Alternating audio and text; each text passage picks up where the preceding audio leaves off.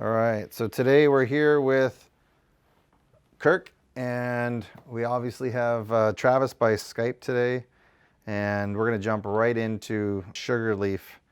You know, the success that we've seen there with in the past year. People have gone to starting to call you from before where they weren't even, you were having to go out and sell the product, and now you've got guys like calling you and putting in orders before they've even seen stuff like that. Why the change? Is that like a change, A, because of the quality of the product and a credit to the team, dovetailed with more demand within the state because there's also fewer good operators, or what's your kind of take on what's caused those changes? Is it a plethora of all those things kind of rolled into one? Yeah, it's there's not a single answer. You kind of hit on it, Kirk, in the aspect that it is a whole bunch of different stuff. What it comes down to is we had to come in here, and Jeremy, I mean, the plant health in all those rooms was just atrocious. Yeah. From the very beginning. I mean, in radio, when I come from a radio background, in radio, we used to say, and forgive my language, crap in, crap out, which means if you give me horrible audio, there's only so much I can do for it to make it better. And it's kind of the same with the plants. If you're starting the clone's life out or the mother's life out, and it's sick or unhealthy, then you're never going to have much better than that. There's no, I mean, no matter how many weird things you put into the plant, it's not going to fix. So what we had to do is we came in and, I believe they killed everything off from the get-go. I came in the middle of that process here about a year and a half ago, and basically start from scratch. And for one, we got a phenomenal grower, and I can never talk about Kyle Stanback enough. The guy is just excellent at what he does, and he's willing to change with the program. He's not stuck in his ways. He said, our motto around here is it's not about being right, it's about getting it done right. So it starts with Kyle and the grow crew, and then our processing crew, and getting everybody on board. I mean, when I got here, I think there's only 2 or 3 people still here from when I first got here, because as we grow, you try to identify the good, solid employees. You try to, we built a culture around here, and it's still a work in progress, but it's a culture of accountability and pride, in the aspect that if you're doing something, you need to be accountable for it, but you also need to be proud of where you work and proud of what you put out. And I guarantee you, if you took a poll of all the employees here, we're at 17 now, if you took a poll of all the employees here, they would, every single one of them talk about how proud they are and how they would love to buy our product and everything. So there's that. It's business practices too. Again, we took a failing company, and we basically had to rebrand at a time when you don't want to rebrand, and there's a couple different ways we could have gone. We could have changed the name, we could have changed the package, but we decided to just stick with how it was and just prove that we're getting better. So we had our base set of clients that stuck with us through the whole thing. We did have to do some damage control and picking up clients that they had in the past, and getting them back on board. But through all that, through good money management also, whereas I can't speak on the old owners, but I know when I got in here, the books were a little bit of a mess. So it's getting everything in order, not overspending above your budget, but not being afraid to spend on a piece of equipment or the right person if they are the right people. On top of that, the main thing is just our product has gone up. Our packaging is above and beyond where it used to be. So we have that aesthetic value, not only in the product itself, but in the packaging that it's in. It's one of those, simple yet elegant sort of packages, which personally I really like. Jeremy is the one who designed everything. And it's a lot better than, you get some of these packaging is just loud and obnoxious. And eventually when you have a bunch of those, they all kind of just, as you're looking on a shelf, it just disappears, right? And ours kind of pops out on the shelf. So we have that. We built some solid relationships. We hired a brand ambassador, Danny. His main job is, obviously we have vendor days where we'll go out and we'll talk to the end user and tell them about our farm and stuff like that. But he's also the guy that goes out there and, he's talking to the purchasing managers, the store owners. We're out doing events all the time. A lot of people where they fail in business is marketing and advertising. They don't feel a need. Well, we do everything through word of mouth. Well, if you're doing a bad job, that's word of mouth too, and it can go against you, So, obviously we would never want to get to that point, but it's also, finding where the people are going to be at, and then finding ways to positively, put a positive impression on their mind of our product. And I guarantee you, if you go buy any of our strains, pick a strain, I don't care. If you go buy it, it's going to be the best or one of the best you've ever had of that particular strain. And then that's another thing too, is we went through and we killed a lot of the strains that we were running, and we really narrowed it down to just a couple that were good performers. And then we've added on to that with new genetics, and we're getting them straight from the breeder. We're not going and just buying some clones and hoping. We're getting the actual seeds from the breeders, and then we're pheno hunting. We're sexing them out, getting rid of the males. And then we're going to grow them. We'll grow 20 plants and try to find the best one, and that's what we do. So it's a very rigorous process, and it definitely took time. And then the sales crew did a phenomenal job of getting us in stores and reopening some doors that were closed to us at one point. So that's the long answer. The short answer is yes. It's a whole bunch of things. It's no simple. There's not a single answer, and we got it figured out. It's attacking everything and being very diligent about it too. Not letting anything fall by the wayside, which I've worked for other grows, and I've watched people just concentrate on one aspect, and then everything else just kind of goes south. So it's making sure you're dotting all your I's and crossing all your T's, and just really making you're doing well, and then never resting on your laurels. When we become number one, it won't sit back and go, okay, we've made it. It's like, now how do we become number one with a bullet? We're still shooting up, sort of thing. So forgive all the radio terms, but that's really why we're where we're at, and it's how I see us growing down the road. Well, I think, for probably, and especially a bunch of people that will be listening to this that are, involved in public companies, not maybe even just chemistry, but, in the marijuana sector in general, or the cannabis sector, I think is probably most appropriately called, what I find the most exciting at a time like now is Sugarleaf is kind of one of the positive stories and one of the good things going on in the industry, right? And there's a lot of them. Like the big difference of, if you talk to, for me, and we kind of touched on this, Jeremy and I, in the last time, is like, if you talk to most investors that are in the public companies and private companies, what we're starting to really notice is all the dirty laundry starting to come out about private companies too. People sort of thought that it's just public companies. It's like, no, there's rafts of issues everywhere because money problems are money problems. But I mean, you talk to the average stockbroker or a guy that owns stocks, they literally are, 2 steps away from shooting themselves, right? What is exciting to me and what Jeremy and I were talking is when we talk to people like yourself or people that are in the business, yes, there's plenty that are going, and we talked about some of the like the number of licenses that have been, licensees that, were operating that now it's attrition, right? Of the best operators are moving to the top of the food chain and that kind of happening. But there is some really inspiring stories, right? Like I think there is no inspiring stories in the public space of like the stock prices. Do you know what I mean? Like I can't think of one. I don't know, maybe GrowGen, right, has been doing okay because it's actually been trending up, which is interesting because, not to get too far on a segue, but a lot of the companies that are supporting the industry, they're doing well. So underlying that word, I found that really exciting. So I was looking at this company, GrowGen, that got shown to me, and the stock price is doing really, really well. And I was like, okay, hold on, but these guys are like the quote, the picks and shovels for the cannabis industry. Mining the miners, yeah. Yeah, so I'm like, okay, so if you were Levi's jeans, you started out selling Levi's jeans during the gold rush, and now we still have Levi's jeans. So, to bring these type of analogies around. But that was interesting to me because I was like, okay, well, if GrowGen is doing well and a bunch of the people that are facilitating cannabis sales and operators, the industry can't be doing all bad.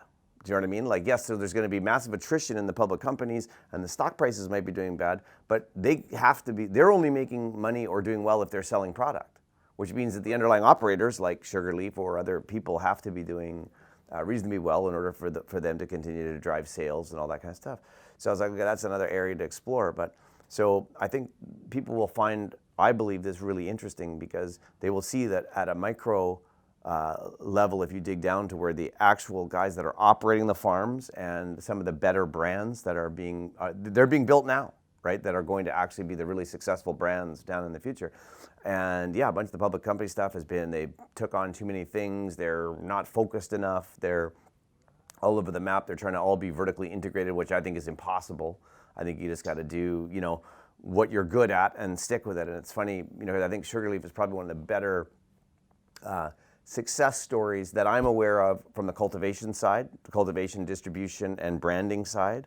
And that was an area that, a year ago or more, people were like, oh, you don't even need to be bothered with that. Like, that's like, you need to be vertically integrated, but that's the least most important thing. I'm like, everything kind of starts from, when I hear you talk, it's always about, where we start with, from the breeders to the, the genetics to the, like, it starts from, literally ground zero is starting right at the center of cultivation.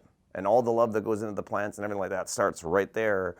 The end product is all the rest of the stuff, the sales and that people want to see. But if you're not doing this properly, you're certainly not going to do sales properly, right? Absolutely, and you had hit on, Kush.com, a lot of those places, and their sales keep going up and up. And I think we were talking off camera at one point about, Washington, I believe 1.1 billion in sales. Third in America. And those sales will keep going up. Now the companies may go away, but the amount of sales goes up. So there's going to be someone to pick up the slack, right? It's not like a company goes out, so end user A is just done smoking or done using the product for the rest of their lives because they're going to go find somebody else. Well, then now that person has to grow more because they're picking up all those clients. So when and we do call it mining the miners. We always make fun of it and call it like a marijuana tax. Like, oh, well, you sell cannabis, okay, well, we're going to charge you a little bit more because you're just growing money on trees, right? And that's not how it works. So those people can take advantage of you, and also we had talked over 1,900 licenses when they first issued them here in Washington, and now I think there's less than 300 that are actually showing profitable numbers. If you go to 502data.com, they have all that info. But as you're doing that, people are kind of working around. So I used to order jars and stuff, and this goes back to the original question: is why are we being successful? It's because we're cutting costs. Part of that too.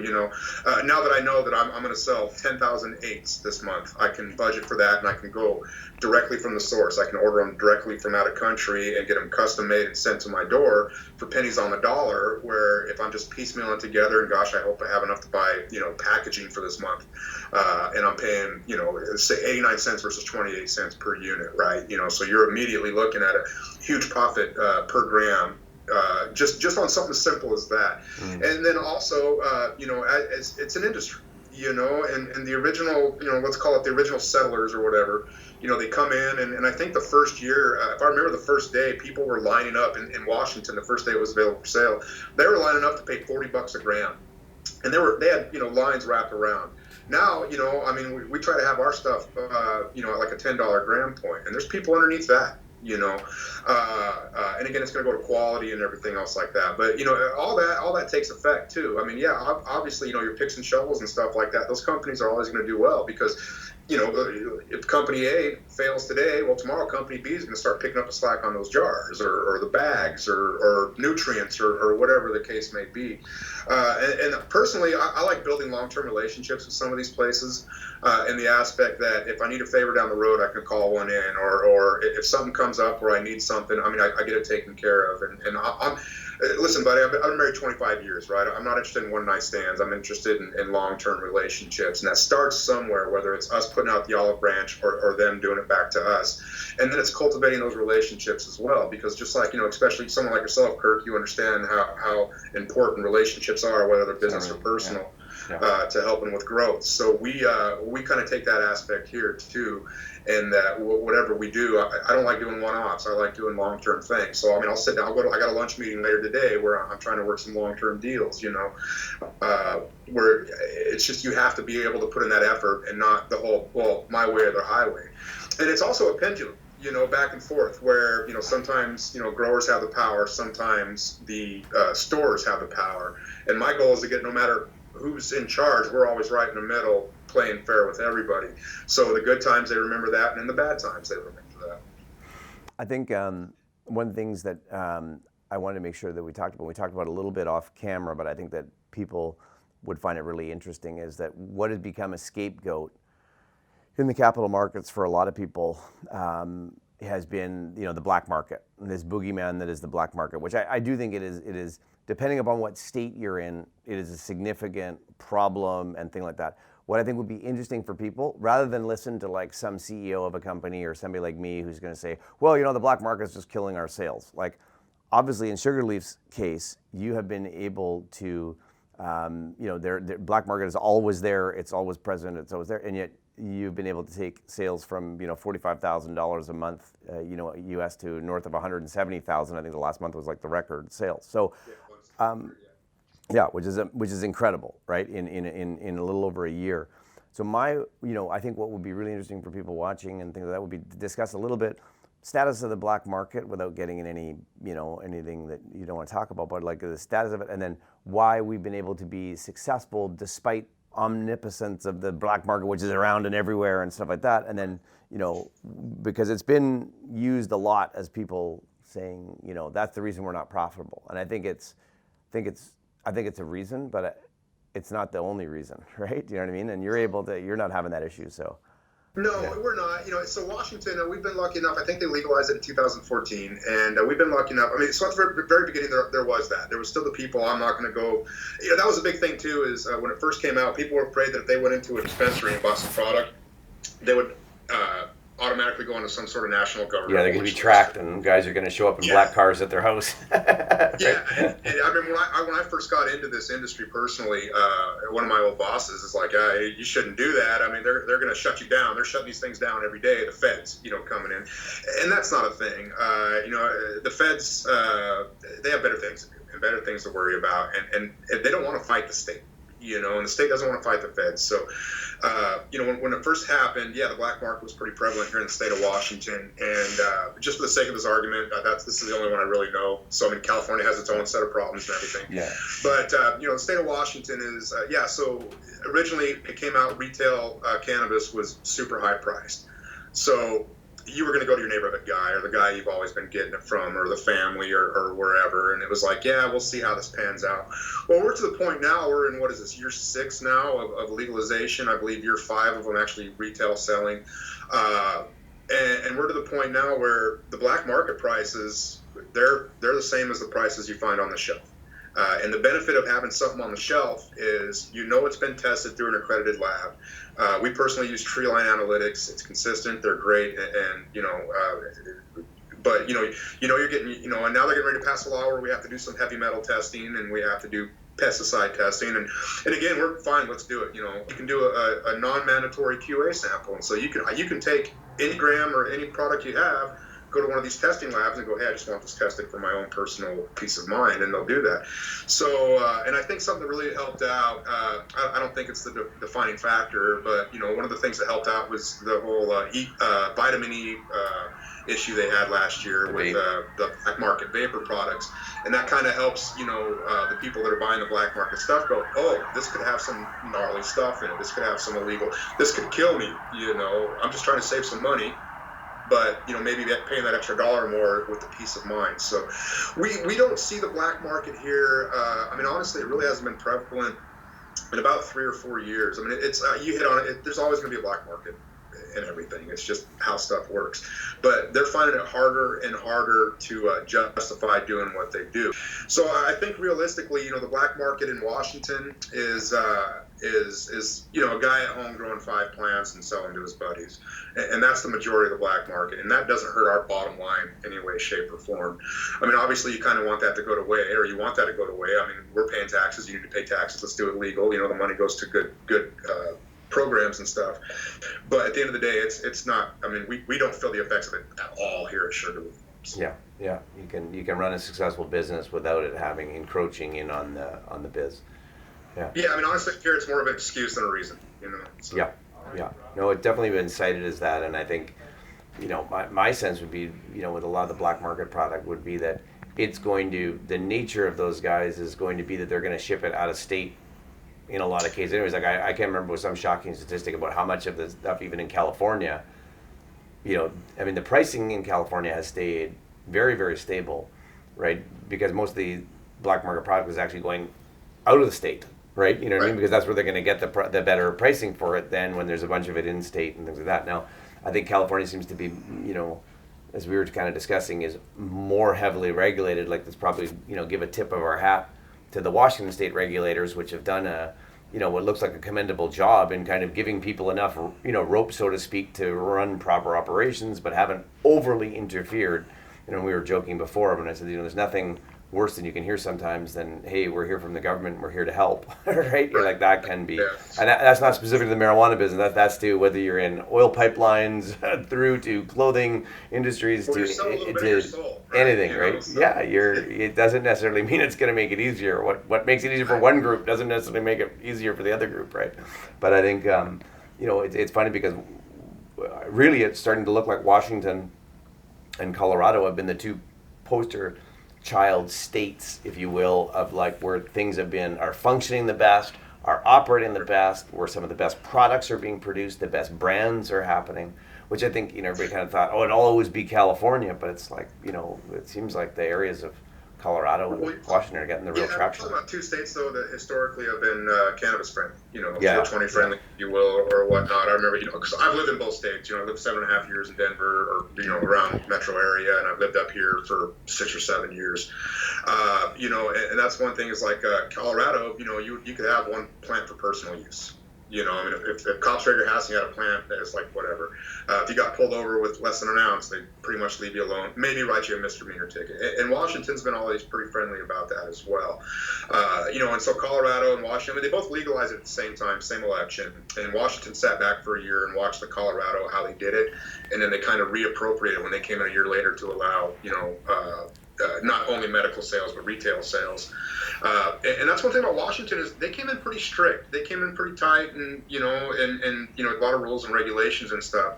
But they've also, and I love it because I think we've seen as bad as it's going to get. They keep loosening it up. They realize that a good example that means nothing, but a good example is they used to have a 24-hour quarantine rule where if you ordered from me, I had to package it and then have it quarantined for 24 hours by itself before I sent it out. They got a lot of kickback on that going, why? Because the whole thing about Washington is we're controlled by the LCB, the Liquor Control Board, and the whole promise was you're going to be regulated just like alcohol. And so, our complaint was, do you make alcohol do this? Does alcohol have to do that? So, that's one where they eventually says, you know what, we can't justify making you do a 24-hour quarantine rule, so it's gone. And they've been really great about that. And, I read the LCB minutes every day. And just watching their conversations and just the thought process that goes into it. These guys are making conscious efforts to not only help businesses, but also, decrease the stigma of cannabis use. And that's the biggest challenge when you walk into a new state or something that just legalized. You're always going to have that old, you're going to smoke a joint and go on a murder spree and do all these horrible things to people, and so it takes some time for that stigma to get away. So you get into, Washington and Colorado, stigma was always kind of almost gone anyway. You'll always have that old school thought. So with Washington, here you got a bunch of people that they don't use. They're not, these are elected officials, right? And so at first they come out and, we're going to prove a point. And now they're proving our point in the aspect that, okay, maybe it's not as bad as we thought. So they do loosen up, which makes stuff easier on us. They do tighten up. The pesticide testing and heavy metal testing, they're going to start demanding. I again have no problem with it. We'll pass with flying colors, and if we don't, we'll fix whatever the issue is. But I'm not even worried about that. But stuff like that, you're going to hear a lot of uproar about. Well, now my testing's going to cost me more, and now I got to worry about A, B, or C.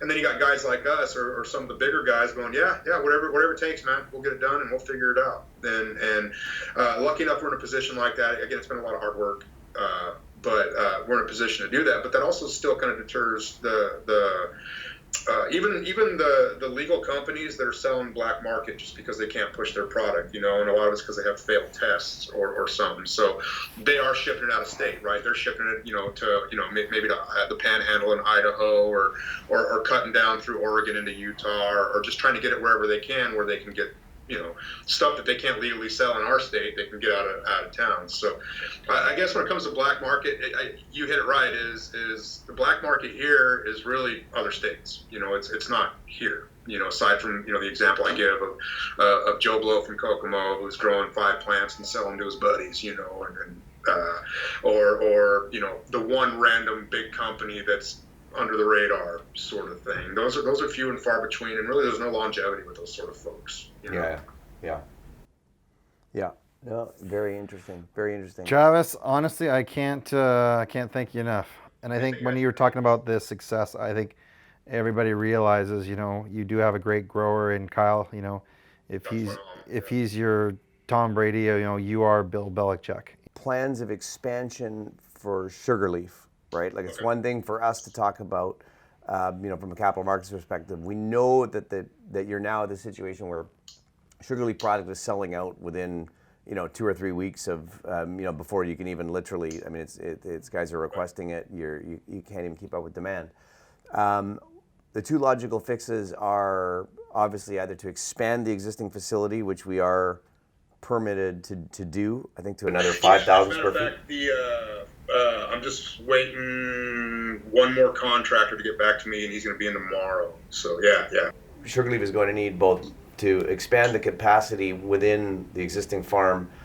Are you starting to notice that there's, okay, so what we found in the capital markets is people have been very unrealistic about what the value of actual things are. So the thing is, I looked at with you guys, like with you, Jer, Kyle, Sheldon. I mean, you guys actually, if it was like, if I was the guy with a car and I'm trying to sell it, you guys are the mechanics that actually know how it works, right? So you'd be like, I'm not overpaying, right? So what happened to a lot of guys in the capital markets, and this is another big thing that when I say, like, guys are blaming the black market or blaming all the different kind of things, what often has been the case is they've just overpaid for assets to the point of buying things at projected revenues of 10 times and 5 times of yearly revenues, and thought, oh, we can make that happen, and then it hasn't, and of course that ends disastrously, right? I was always taught in the business, like, buy the Pinto that you can turn into a Ferrari. Don't buy the Ferrari that turns into a Pinto, right? So in that, are you starting to notice through your contact base that there's starting to become more potential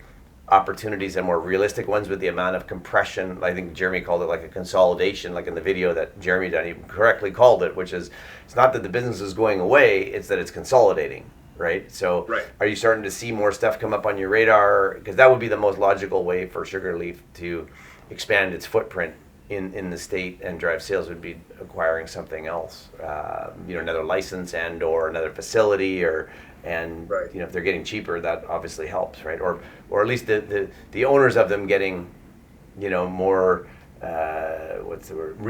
More reasonable as they get the foot on the throat, you know what I mean? Because nothing does it quite like economics to people, right? They get pretty reasonable when they're faced with really poor economics, right?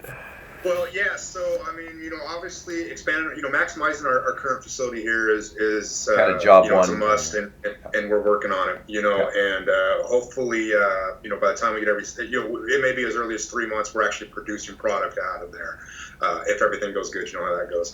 As far as acquiring other businesses, obviously, right now we can own up to 3 licenses, and they're actually talking about expanding that to 5 licenses.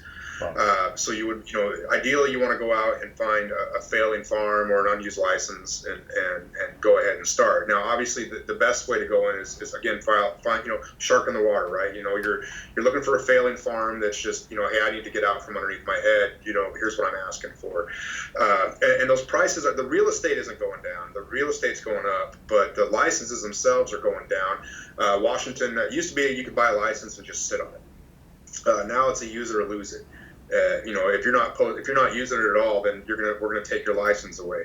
And so what the LCB does is they don't reissue licenses. They take them, they're gone. It's like so you have license. people that are extremely motivated to, I need to get something for this license. Where, a year and a half, 2 years ago, let's say, an average license was anywhere from $125,000 to $250,000. Now you're looking $20,000 to $80,000.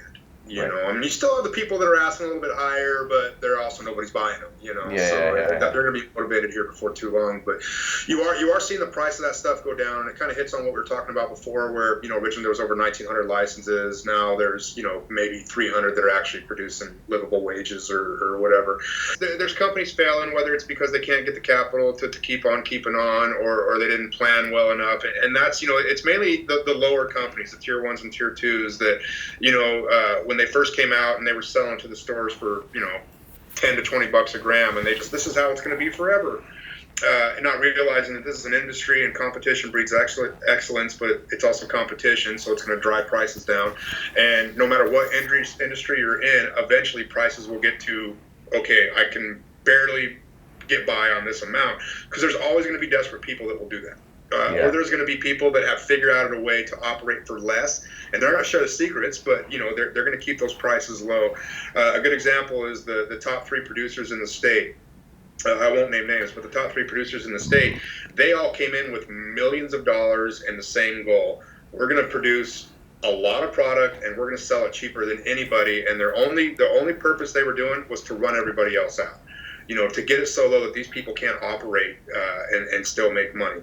Well, now those, I think they all had 5-year plans. Well, one had a 3-year plan, 2 of them had 5-year plans, but they're all profitable now, or they're turning a profit. At this point where they were still thinking it was going to be another year or 2. But they also succeeded in the fact that because they were able to produce, one of them has they're maxed out on licenses and they're maxed out on space. They cannot grow any more product. And they're the same boat as us, as they can't grow it fast enough. So, and honestly, that's what we're trying to get to that point where we're maxed out on licenses and grow space, and we still have that demand out there for more, to where we would go back to picking up more wholesale product. But, and I don't want to give an off-the-wall number, but I'd say about 70-80% of the folks out there just, it's just some people that had a dream, or, I've been growing with my mom, I've been growing, cannabis for years on the black market, and they don't have that business side connection where they don't think long-term with, again, advertising, promotion. They don't worry about budgets, they're not trying to buy in bulk and, buying 2 months to 6 months out worth of product, or, whether it be jars or nutrients, they're just like as they go. So they're paying more for stuff. It costs them more to run stuff. And then some of these guys, if it's a clean one owner, if you got, again, Joe Blow from Kokomo is running his own grow, and he's like, well, I deserve $20,000 a month, and he'll let the company fail as long as he gets his paycheck every month, and it's just, I think it's the lack of foresight, the lack of long-term foresight that is what has taken a lot of these folks down. And thankfully here is we got a solid crew of folks, and even the folks at chemistry with you guys have longevity on your mind. It's what are we gonna do in 5 years from now? What are we doing from 10 years from now? Here's this year's budget. What's the budget from 5 years from now look like? And trying to forecast. On a positive note, and being realistic about it. It's not going, well, we're going to make $10 million next year. It's like, this year we're planning on doubling what we did last year. And that's a plan. It's not a goal. It's a plan. And there's no reason we shouldn't hit that.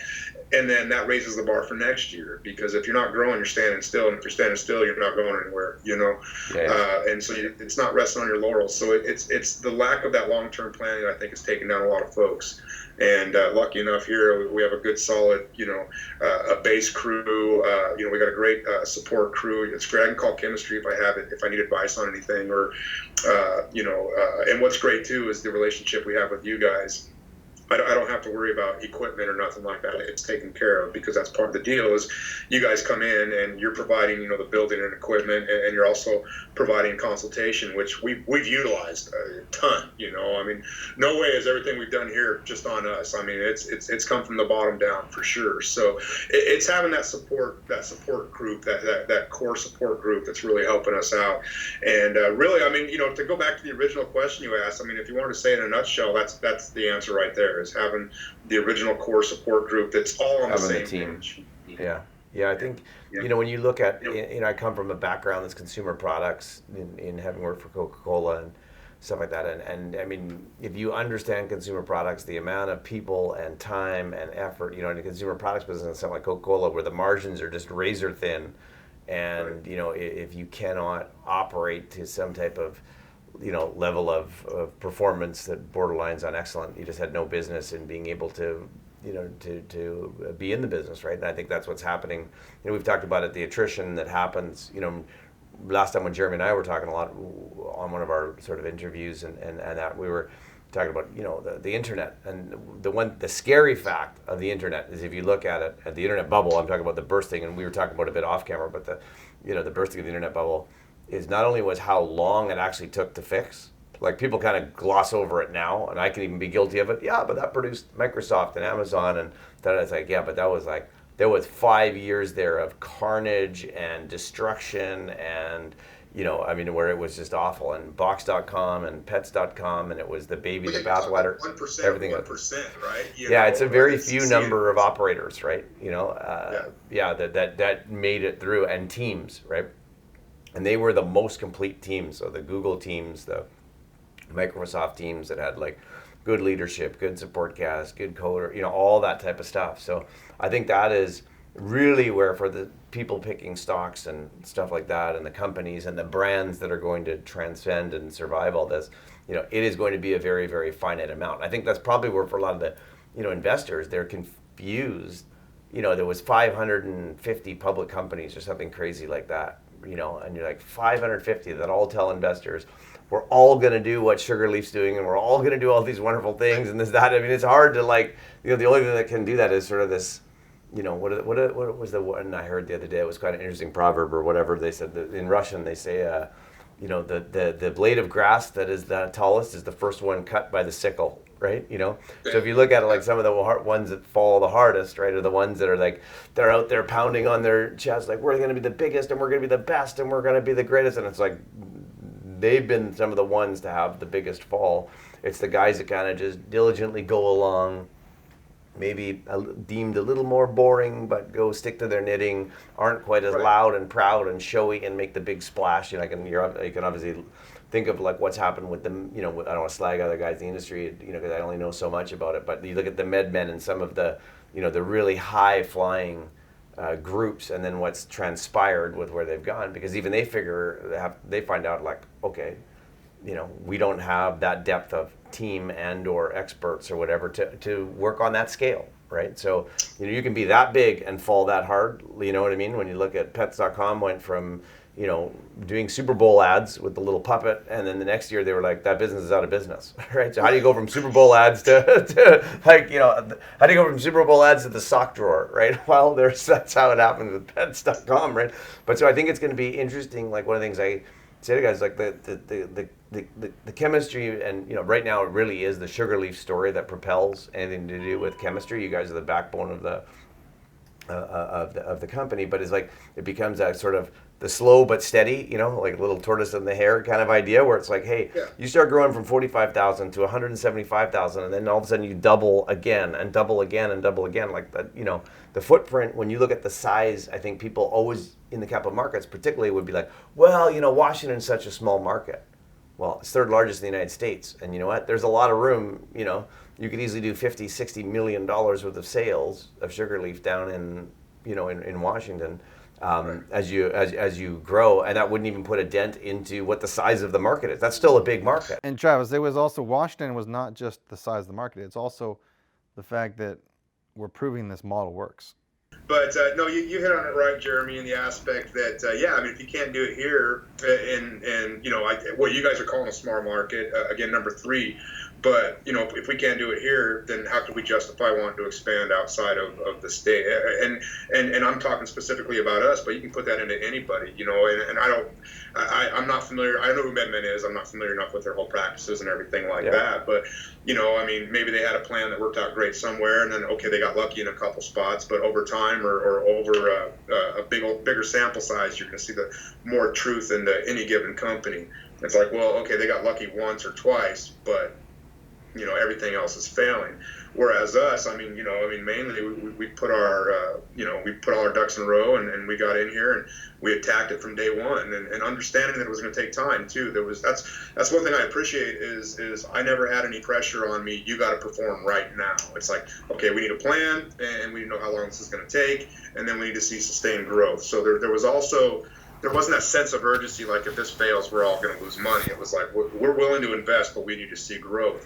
And because, we've had that here, we've been able to grow. We've been able to make some mistakes or take some calculated risks that didn't necessarily pan out. But it was also, we weren't putting the whole company, we weren't throwing everything on the, blackjack on black and hoping that it pans out. We were given that freedom to, make our mistakes and take some gambles. But at the end of the day, we do have to perform, and we got, tons of people that are relying on us, just our employees alone. We have 17 employees, and I think we have 17 of the best employees in the state. And I stand behind that. That's not just me bragging. But we've had to build that culture. And when people come in here, we're at the point now, if I'm getting ready to hire somebody or I'm interviewing somebody, they already understand that. I mean, they get it. They come here because they want to work for Sugarleaf, not they want to work. Oh, I'd like to work with weed. It's like, no, I want to work for Sugarleaf. Well, man, I am late for a lunch. Dude, you're amazing. Yeah. No, thank Travis, you so thank much, you. Travis. Really, truly, thank you so much.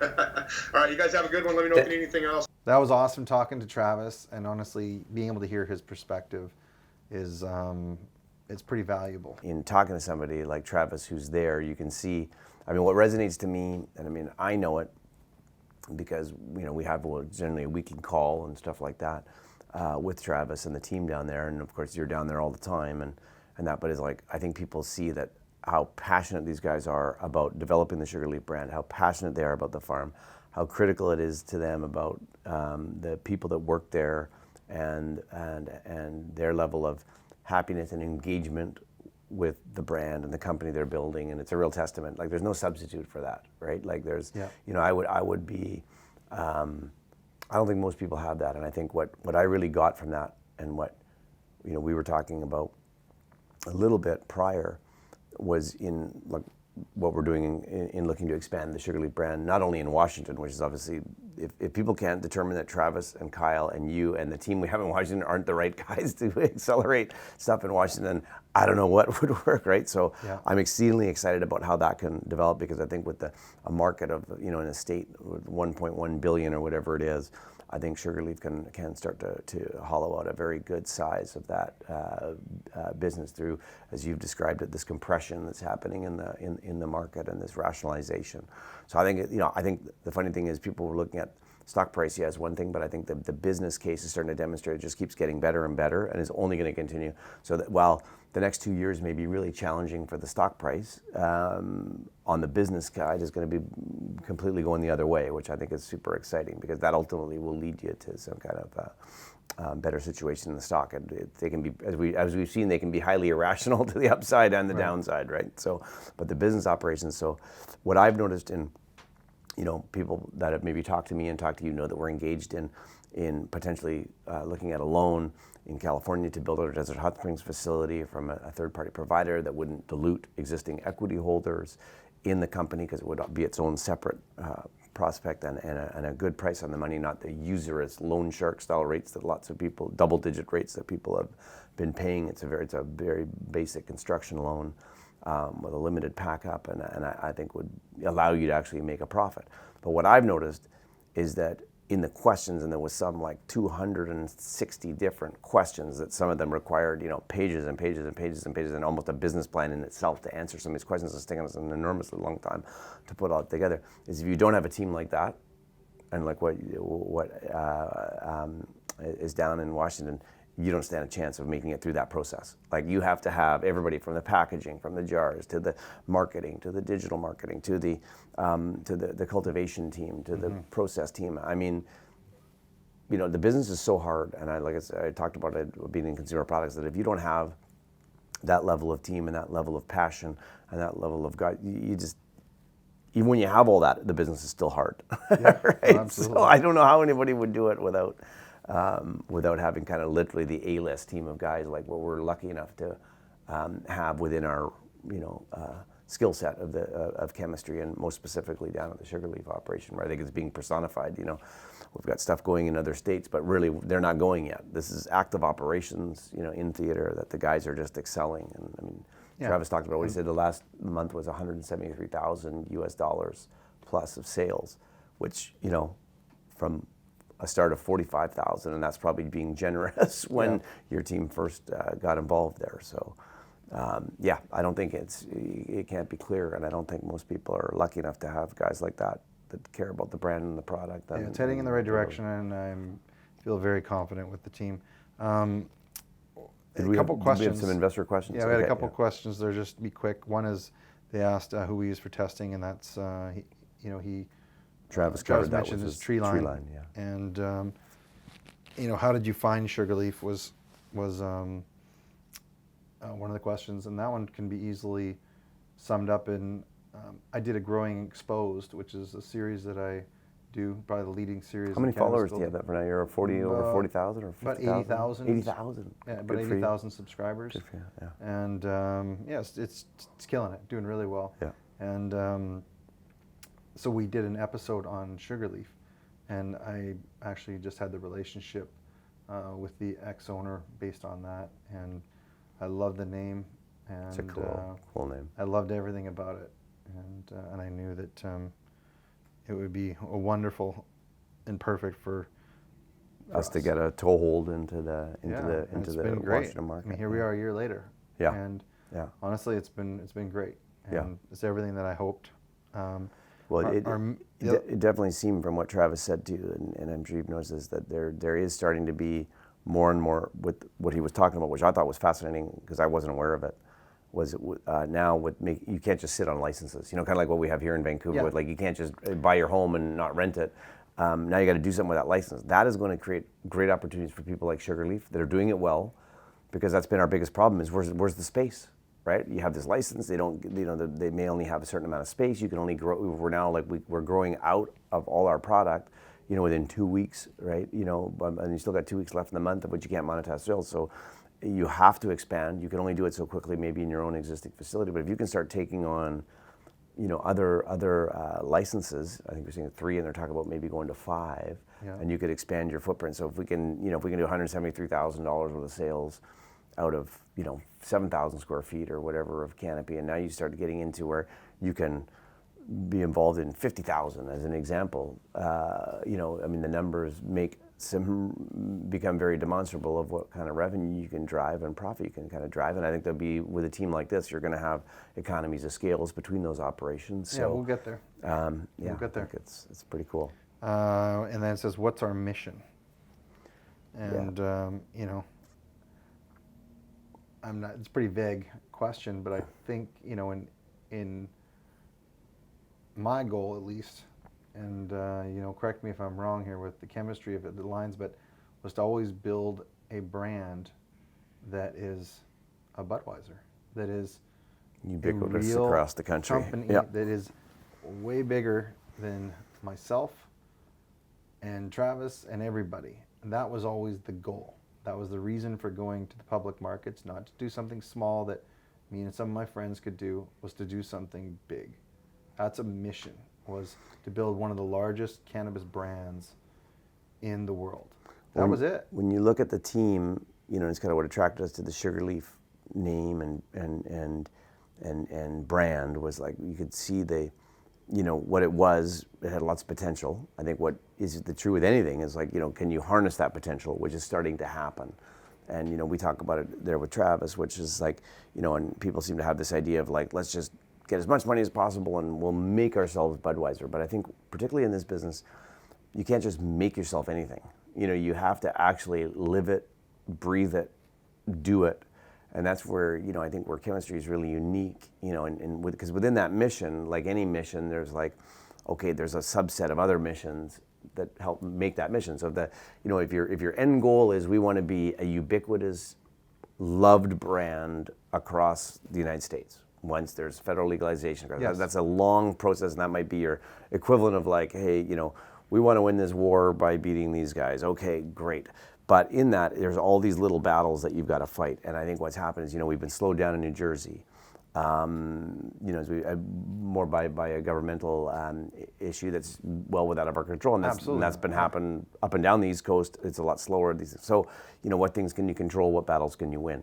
Well, you could expand the Sugarleaf facility, which, as he said, there's one more permit, and we can start to expand the footprint immediately there. Then you've got other potential licenses to start picking up potentially, right? That if we can get the right economics, makes sense to grow. So you can keep expanding in Washington. Then, we sort of talked about what we're hoping is that this becomes the year of California, but we can actually start entering. I know you're working on initiatives for Northern California, Sheldon on issues on items for Southern California with our DHS. Land and now you can start saying, okay, if you can start keep winning, making those battles, and it's been really hard. Like in the meantime, the share price is down and plummeting. We can't use their stock as a currency, which is with the debt overhanging it. So it makes it like you've got to work with the money that you've got. And then I think, given the right circumstances, I think you could approach shareholders and say, okay, here's how we need to reorg stuff or whatever if we want to. deal with the debt issue, or raising fresh equity based on how many sales, how much revenue we're driving, things like that. So I think there's still a long run rate till we, or long timeline till we get to there. So it's these little battles that we got to keep winning, which are expanding in Washington, getting presence in California, and I still am of that belief, because those are the areas, like, you were just recently in Denver, and it's like, the Denvers, the Oregons, the Washingtons, the Californias, you don't have a lot of the other issues. And what really was apparent in talking to Travis there was, like, Washington's probably it and Denver are the areas that they're having the most success in working with the government and how all of the processes working. They're some of the most mature markets, like maybe even more so than California, right? Oh yeah, you know what I mean? Like, it's more. like California. I mean, when he was talking about some of the different, the 26 different agencies, stuff like that. I mean, that is enormously difficult. I do packaging for a couple different companies. Even the packaging is much more from difficult. Different county to county and stuff all the like different that. things you have, yeah. So that makes it really challenging. So the price of the pound is making it really hard right now unless you're a grower, if you want to be someone to just partner up with someone and white label a product, it's really hard to make any money. Yeah, there's way more black market competition. Yeah, way more black market, in California than here. So, so I think, from a chemistry perspective, you look at what's going on at Sugarleaf is exceedingly exciting. We're well positioned. So now really the mission is just continue to expand on that success with logical. You always said it to me, right? How do you eat an elephant? Yeah. Right, one bite at a time. So Exactly. it's like, okay, expand the facility. Get into other licenses, and probably, by the time they get to allowing you to have 5 licenses, maybe 3-4 years down from now, you're allowed 10 licenses, because you're going to continue, I believe, like the tech stuff, you're going to see fewer and fewer and fewer cultivators and operators, because it's all going to be consolidation down to the best of the best. Just like there's only so many guys that brew beer, whether it's Molson Canadian or Budweiser or Anheuser-Busch or whatever that, I think it's going to be the same thing for the cultivators, right? So you're going to have that, and I think what the team is demonstrating is they can handle everything through that process, up to getting it to the retailer, and if you can have a great brand and you can do all those levels, which I think is obviously not enough people are doing a good job of, that allows you to have the operational success and ultimately drive their revenues and ultimately the public companies. So. I think it's kind of exciting time in that regard. It's like people will kind of miss it because it's like, okay, the stock prices are so bad, all that. But like I said, I go back to looking at stocks like GrowGen and things like that, and the guys that are actually supplying, and you'll know from your work with some of the suppliers, whether it's lighting or nutrients or whatever, or Method 7s or Method 7 and all these different groups, it's like those businesses continue to trend upwards. So it's not like the market's dying.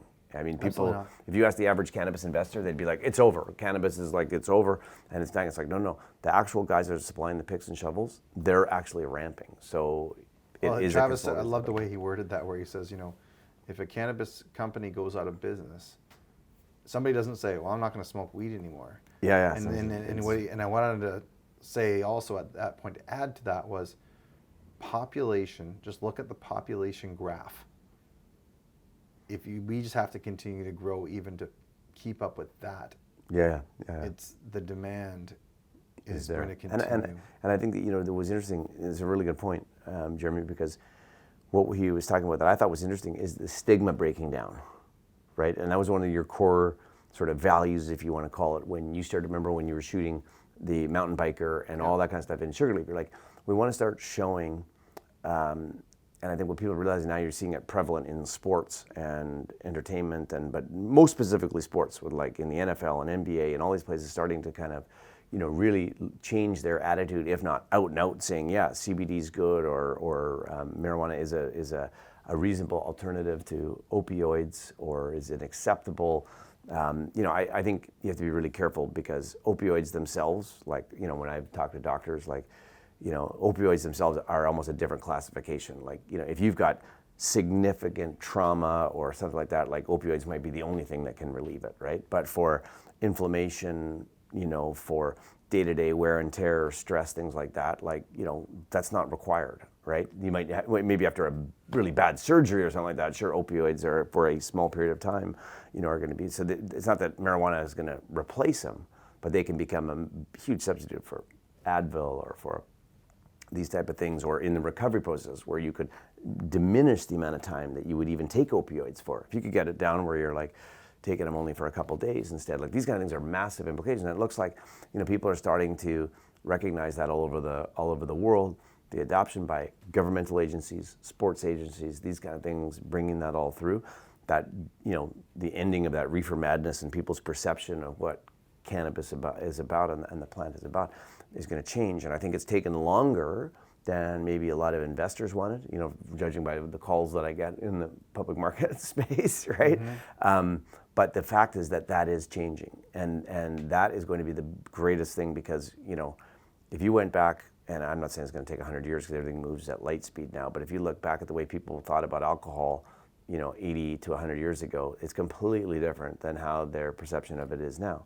And, you know, was even after 20 years after Prohibition, or 10 or 5, you know, so I think that's going to be the big thing that's got into the psyche of people and going to really help this. And so, yeah, you know, it's kind of like, it is going to be a really interesting time for who are the companies that make it out. But when I always go back to it, I can be as depressed about the share price on a day-to-day basis of chemistry or anything like that.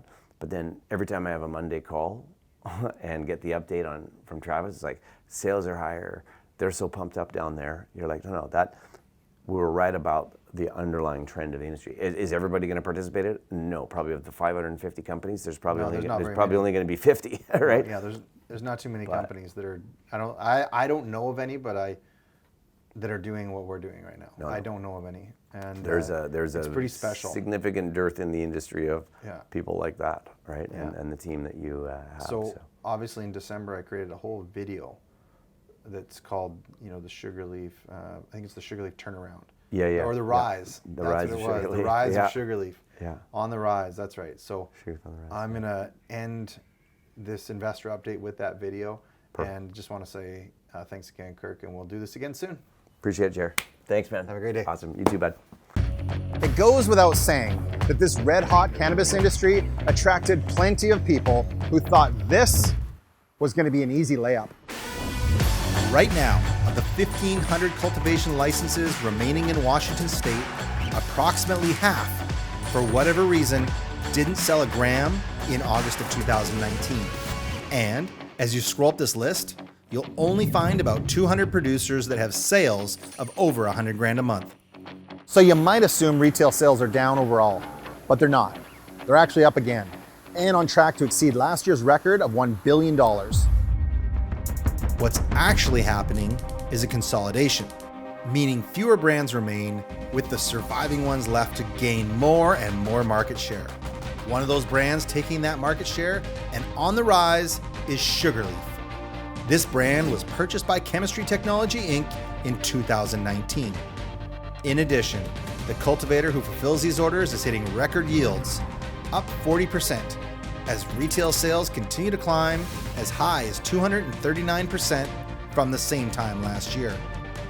Realizing profits and having success where others before struggled. Now, let me explain how this can be tracked back to the chemistry team and their ability to capitalize on opportunities, leveraging those years of experience. Looking back to 2015, when Sugarleaf was granted the third cultivation license in the state, they quickly earned a name for cultivating premium flower as they introduced a multitude of award-winning strains like White 99 to the Pacific Northwest. But as the industry matured, they found themselves over-leveraged and undercapitalized. It was then that chemistry seized the opportunity, making a strategic investment, purchasing the assets for approximately half of what it would cost to build a facility like this today.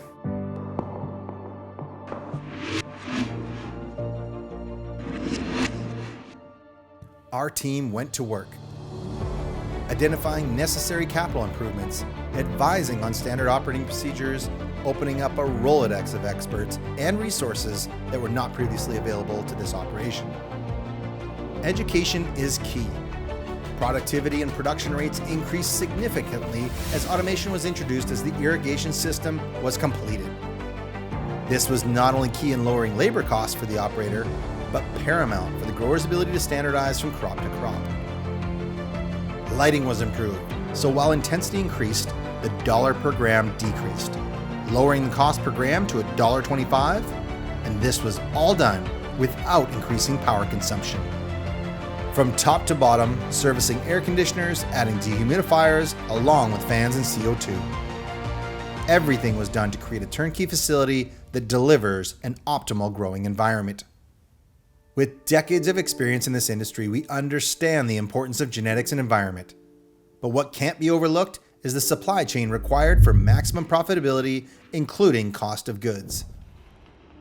Since our founders are true career cannabis professionals and some of the most acclaimed experts in critical areas of construction, lighting, manufacturing, distribution, and cultivation, it enabled capital improvements to be completed faster and at a much lower cost than our competitors. Those savings of time and money are passed direct to the grower, allowing the best quality product with increased profitability for years to come. In the cannabis industry, it's not just what you know, but also who you know. Relationships, those are key. We align ourselves with the brightest in the industry, and we have scalable practices that are proven. People want to be a part of this winning team, and people are proud to associate themselves with this brand. A brand that underwent a major facelift in 2019. From the aesthetics of the packaging, to the addition of a clothing line, with social media campaigns all focused around real people that consume our products with an aim on reducing the stigma long associated with this plant. In addition to premium flower, Sugarleaf has recently opened up their product line, expanding it into the extract market, appealing to a whole new segment of consumers. With the support of bud tenders, social media influencers, and key industry events, Sugarleaf is now the brand to look for as we move into 2020. These advancements validates the chemistry business model as we acquire, develop, brand, and now expand as we continue to gain market share in Washington State and use this as a blueprint for success as we move forward into California and across the entire U.S. If you're interested in what chemistry can do for you, or would like to follow our continued success, join us at chemistry.ca. Chemistry is a publicly traded company which can be found on the CSE as CHM and on the OTCQB as CHMJF.